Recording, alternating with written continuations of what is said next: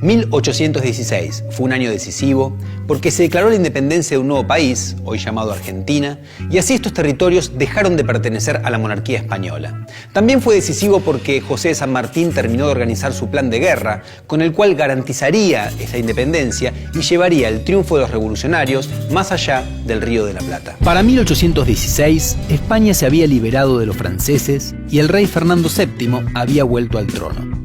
Ahora se predisponía a recuperar sus territorios americanos que estaban en manos de revolucionarios. Reforzó su ejército, que comenzó a avanzar victoriosamente por toda la región, derrotando a los movimientos independentistas. Cuando comenzó 1816, la revolución del Río de la Plata era la única que se mantenía en pie.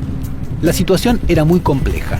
Militarmente estaba amenazada desde Chile y Perú, pero además las tensiones y los conflictos no eran solo con los enemigos realistas, sino también internos, entre las distintas provincias, ya que el litoral se venía manifestando contra el centralismo porteño.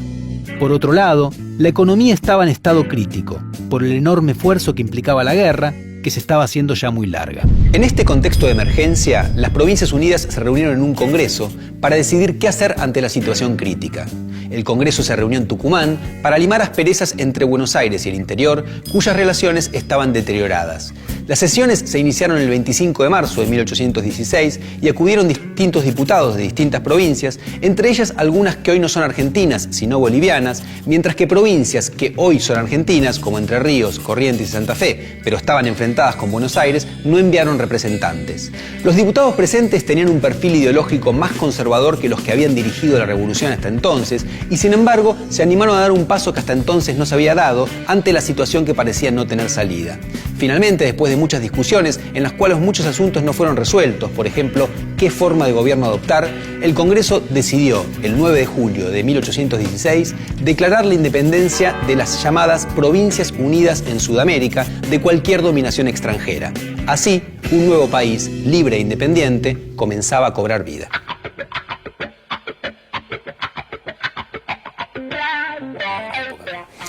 ¿Qué te sugiere?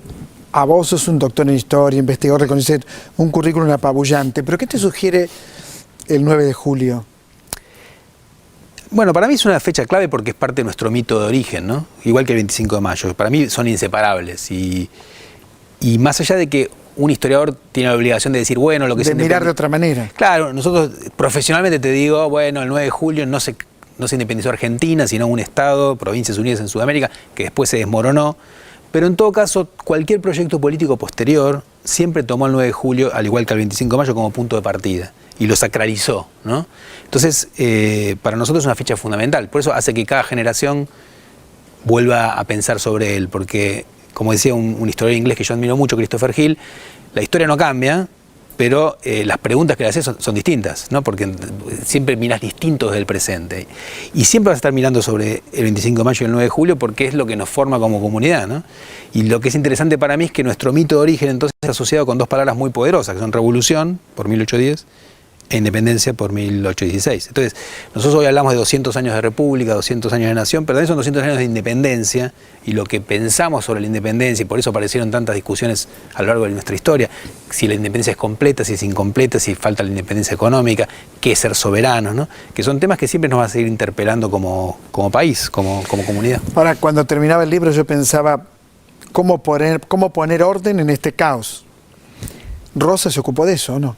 Bueno, según un gran historiador, Tulio Alperindongui, Rosas es el que cierra el proceso revolucionario, ¿no? Justamente porque logra el orden que los grupos dirigentes anhelan profundamente y que yo trato de mostrar en el libro como el gran objetivo del Congreso de Tucumán, que en realidad es mucho más conservador que todos los movimientos políticos previos de la revolución, porque justamente busca orden, ¿no? El lema del Congreso es SIC, fin a la revolución, principio al orden. Es decir, cómo cerrar esto que decías vos, la desobediencia, la ruptura de las jerarquías previas, el ingreso popular a la política, las provincias que no obedecen a la autoridad central. Eso es lo que obsesiona a estos dirigentes en 1816 y no logran cerrarlo. Pero es lo que, y en realidad el gran tema que la revolución deja abierta en la historia argentina en las décadas siguientes es cómo generar un orden, que en un punto las élites solo lo logran hacer finalmente hacia 1880, ¿no? Con esta construcción de la república oligárquica. Todas esas décadas en el medio, esas décadas de guerra civil, de construcción del Estado, de conflictos entre distintos grupos,